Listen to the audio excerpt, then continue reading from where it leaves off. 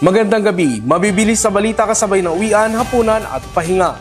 Mga up-to-date na balita ngayong araw ng Huwebes, garantisadong mabilis lang to.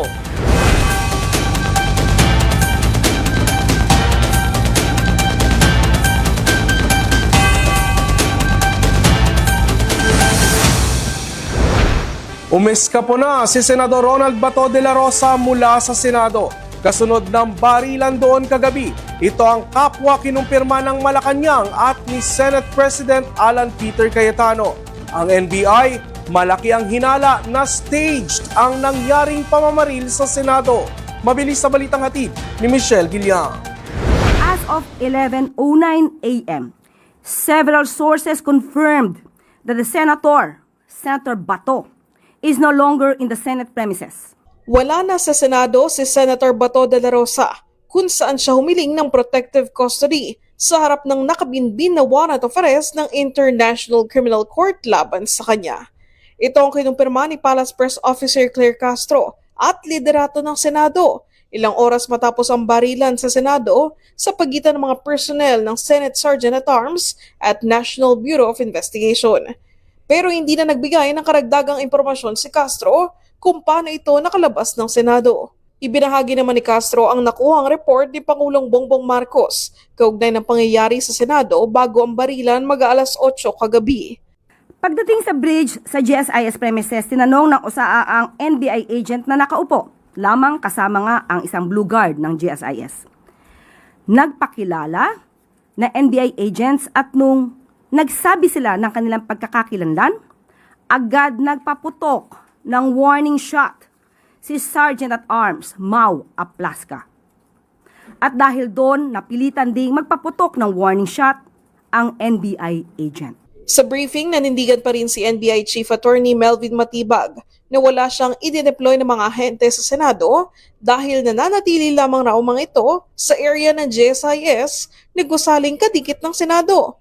Anya, dahil sa nakabimbi na petisyon ng kampo ni De La Rosa laban sa ICC warrant sa Korte Suprema, walang gagawing arestuhan ng NBI. Sa totoo po, ang utos po ni Pangulo through Secretary Eric Bida, wala tayong gagawing pag-aresto o mga pagpasok sa Senado po sapagkat inirespeto nga po natin ang prosesong nangyayari po sa Korte Suprema. Napilitan lang umano gumanti ang mga NBI agent matapos silang sunod-sunod na paputukan ng mga personnel ng Senate Sergeant-at-Arms. Hindi umano bababa sa 3 beses na nagpaputok ng baril ang magkabilang panig. Kabilang naman sa mga inimbestigahan ngayon ng NBI ay kung stage o planado ang nangyaring kaguluhan. I will be very honest, Yusek Claire, no? That's the sentiment of our NBI agents kasi nandoon kami, of course, hindi na rin lang para sa seguridad ng GSIS, kundi yung amin na ring mandato na siguraduhin na isang tao na may mandato de aresto ay malaman namin kung saan pupunta. Lalong-lalo na nakita naman natin 6 na buwan din nagtago mula nung nabalitang may waran. Natanong rin kung posibleng sinadyang patakasin ni Acting Sergeant-at-Arms Mau Aplasca si De La Rosa, gayong hindi may tatanggi ang kanilang pagkamalapit sa isa't isa.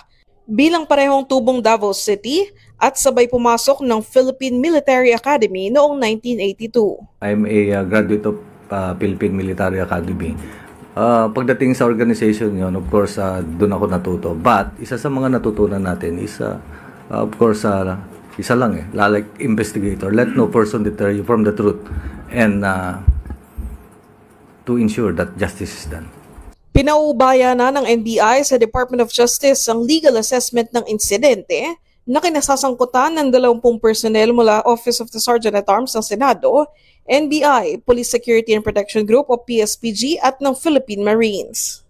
Samantala, tahimik naman ang kampo ni Senator Robin Padilla kung totoo ang impormasyon na siyang nagpuslit palabas kay De La Rosa na malapit niyang kaalyado. Pero sa kanyang inilabas sa pahayag kanina, isinusulong niya na magkaroon ng sapat na kagamitan at training ang security forces ng Senado para maging epektibo ito. Mariin namang kinondena ni Senator Javier Hercito ang nangyaring karahasan sa Senado. Nanawagan naman ng investigasyon si Senator Erwin Tulfo kaugnay ng insidente para hindi na anya ito maulit muli. Michelle Guillan para sa All TV News, Channel 2. The Senate is under attack. Yan ang sinabi ni Senate President Alan Peter Cayetano sa press conference kanina. At binigyan linaw din ito ang mga haka-hakang staged o scripted ang putukan sa Senado kagabi. Ayon kay SP Cayetano, may pumasok na armadong individual sa Senado at subject for verification pa, pero sinabi rin ni SP na hindi raw nagiging totoo si NBI Director Melvin Matibag. Narito ang report. The Senate is under attack. Yan ang birada ni Senate President Alan Peter Cayetano hinggil sa nangyaring putukan kagabi sa Senado. Sa inisyal na investigasyon mula sa PNP at Office of the Sergeant at Arms, nakatanggap umano ng ulat ang OSAA hinggil sa presensya na may armadong lalaki sa loob ng Senate complex. Ayon sa report, isang individual umano ang nakita sa ikalawang palapag na may dalang mahabang baril. Sinabi ni Cayetano na nilapitan umano ito ng OSAA personnel at inutusang ibaba ang kanyang armas matapos magpakilala bilang NBI. Ang mga sinasabing ito ng Senate President ay mula rin umano sa natanggap na report ni DILG Secretary John Vic Remulla. Sa report kay Sec. John Vic, nakababa yung barel. Sa report sa atin, the Sergeant of Arms asked the individuals to identify themselves. Sino yan? A loud male voice from outside answered NBI. At that moment, one of the armed individuals was seen immediately raising and aiming a long firearm toward the direction of the QRT, PNP, and OSAA personnel. The Sergeant at Arms ordered the individual to lower his firearms on the ground. The individual failed to comply, instead assumed a tactical position, prompting the Sergeant at Arms to fire warning shots, after which the exchange of gunfire followed. The exchange lasted approximately 3 minutes. So, siguro you could see why I was upset. 27 putok mula sa OSAA habang 5 putok naman ang pinakawalan ng kabilang panig. Ito rin ang sagot ng Senate President sa mga nagsasabing staged o planado lang daw ang mga ito para makatakas si Senador Ronald Bato de la Rosa. A legitimate question yung tanong nyo. Diversionary. If it was a diversionary tactic, it was crazy. Why? When you did that, lalong dumami yung tao dito eh. Lalong dumami yung police. Pero nagko-focus kami dito, hinihintay namin articles of impeachment. Nakita nyo naman lahat ng pangyayari. Napakagaling ko naman mag-orchestrate ng lahat na yan. Kaya kong papuntahin dito mga armadong grupo. Kinwestiyon din ni Cayetano kung bakit may mga armadong tauhan umano ng NBI sa lugar. Gayong paulit-ulit anyang sinabi ng ahensya na wala silang idineploy sa Senado. Nagtitiwala si SP Cayetano sa mga pahayag ng Pangulo at ni Secretary Remulla na walang pag-arestong iniuutos, pero hindi raw nagiging totoo si NBI Director Melvin Matibag sa kung ano ba talaga ang ginagawa nito. So, we can get to the truth if people tell the truth. Diba? But if the NBI is not going to be, it's not going to treat this thing with candor, meaning just tell us the truth, may problema tayo. But I can tell you, I have faith in the PNP and the DILG. Bukod pa dyan, hanggang ngayon daw, hindi pa rin naipapasa sa kanila ang warrant laban kay Senador Bato de la Rosa na ipinangakong ipapakita. If the NBI showed me the warrant, then I would have talked to Senator Bato. They did not. They had, it's Thursday. They did not submit it. There's something going on with the NBI. Ito rin ang dahilan kung bakit hindi itinuturing ni SP Cayetano na pagtakas ang ginawa ni Senador Bato madaling araw kanina at pag-alis lamang daw ito. He chose to leave. When you escape, you are under arrest, you're under detention. So everyone, including his wife, used the word escape, but actually he did not escape. Sinabi rin ng Senate President na ang dapat lamang kilalaning warrant ay magmumula o may basbas mula sa Supreme Court. Sa pahayag naman ng asawa ni Senador De La Rosa, batay na rin sa pakikipag-usap kay SP Cayetano. Kaya kahit na gaano siya ka-safe dyan, mas nangibabaw pa rin para sa kanya ang safety ng lahat. Nung umalis ako ng Senate 9 p.m. para umuwi kami sa bahay, last namin na pag-usapan, dyan muna siya magstay put at natakot na lang kami for his safety nung narinig namin na sa labas na siya. Wala sa plano, but knowing him, I am sure he took the opportunity nung nagkaguluhan at nagkaputukan na. Huling nakita si Senador Bato de la Rosa kasama ni Senador Robin Hood Padilla. Sa iba pang mga balita, articles of impeachment na i-transmit na sa Senado sa gitna ng kaguluhan kagabi. Mga senador nakatakdang mag-convene bilang impeachment court sa May 18 ayon kay SP Cayetano. DICT nagbabala sa publiko na maging maingat sa pagpo-post online kasunod na nangyari sa Senado. at terminal fee sa PITX libre na simula May 18. Sa kabila ng kaguluhan sa loob ng Senado kagabi, formal lang natanggap ni Senate Secretary Mark Leandro Mendoza at Deputy Secretary for Legislation Attorney Marivic Laurel Garcia ang articles of impeachment laban kay Vice President Sara Duterte mula kay House Secretary General Cheloy Velicaria Garafil. Natanggap ng mga kawani ng Senado ang mga selyadong kahon na naglalaman ng mga dokumento ukol sa impeachment laban sa bise. Kasama rin dito ang House Committee Report No. 261 o House Resolution No. 989 at mga USB na naglalaman ng kopya ng mga nasabing dokumento.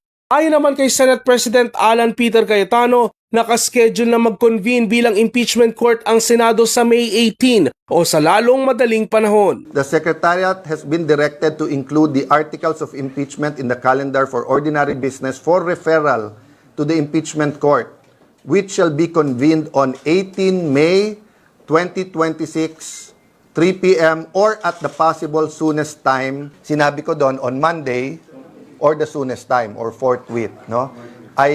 If everyone agrees on the rule, I do not see any reason why hindi kami makapag-convene sa Monday. Nagsagawa ng close monitoring ang Department of Information and Communications Technology o DICT sa mga post o content na nanghihikayat ng gulo o karahasan kasunod ng kaguluhan sa Senado kagabi.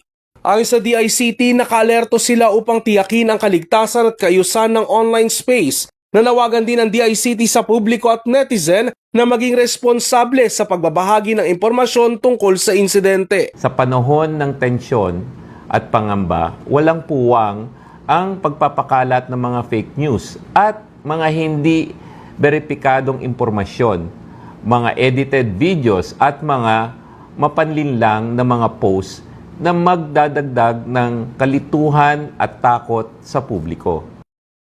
Inirekomenda ng Department of Transportation na suspindihin ang pagbabayad at gawing libre ng 3 buwan ang terminal fees sa PITX simula May 18.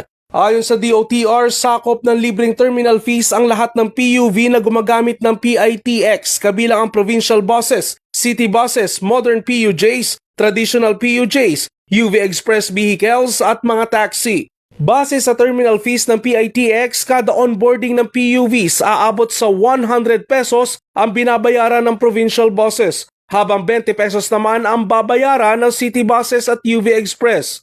Nasa 10 piso naman ang terminal fee para sa PUJs, modern PUJs at mga taxi. Aabot din sa mahigit 5 milyong piso ang matitipid ng mga public utility vehicle operators na gumagamit ng Parañaque Integrated Terminal Exchange o PITX. Sa sports balita, Cleveland Cavaliers nanaig kontra Detroit Pistons sa overtime ng Game 5 Eastern Conference Semifinals. 5 Cavs players gumawa ng double digits. Mabilis na balitang hatid ni Enzo Laca.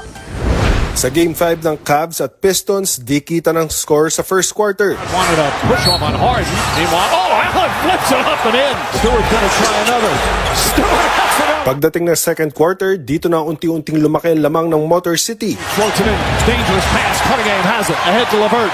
LeVert goes inside. Layup is good. And a foul. Pagpasok ng second half, hinabol ng Cavs ang lamang. Nalipat na ang lamang sa Cavs, 1 minuto na lang ang nalalabi sa third quarter. Mobley at 3. Punch it in. Sa huling kanto ng laban, nagpapalitan ng lamang ang dalawang koponan.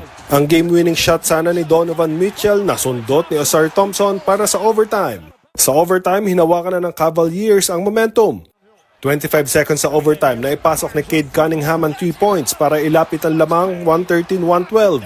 Nag-shift ang momentum nang ma-foul si Harden sa closing seconds ng laban.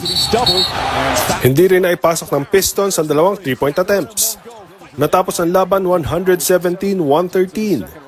5 Cavs players ang umiscore ng double digits sa pangunguna ni James Harden na kumamada ng 30 points, 8 rebounds, 6 assists and 3 steals. Abante ang Cavs 3-2 sa Eastern Conference Semifinals.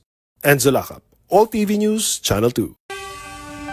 At yan ang mga balitang nakalap ng All TV News. Para sa iba pang balitang mabilis, bisitahin ang aming website, alltv.ph/news.